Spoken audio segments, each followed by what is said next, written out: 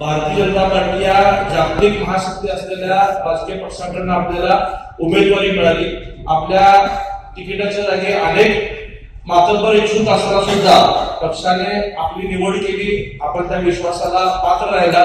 लोकांनी सुद्धा आपल्याला भरभरून मतातून निवडून दिलेले। बहुतांश प्रभागात मतदानाची आकडेवारी पाहिजे तर खूप मोठा मताधिक्य आपल्या सगळ्यांना मिळाला आहे।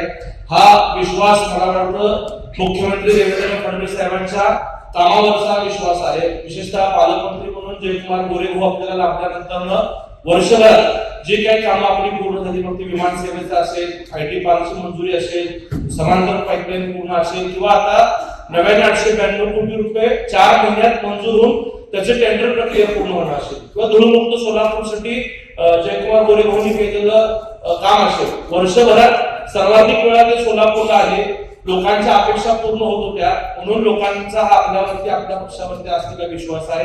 तर आता तुमच्या सगळ्यांची सुद्धा जबाबदारी तितकीच आहे, कारण का 87 इतक्या मोठ्या मॅन्डेटने निवडून येणं म्हणजे स्वाभाविक आहे। अपेक्षा सुद्धा लोकांच्या खूप आहेत, त्या पूर्ण करण्याची जबाबदारी पक्षासोबत किंवा नेतृत्वासोबत तुमच्या सर्वांची देखील आहे।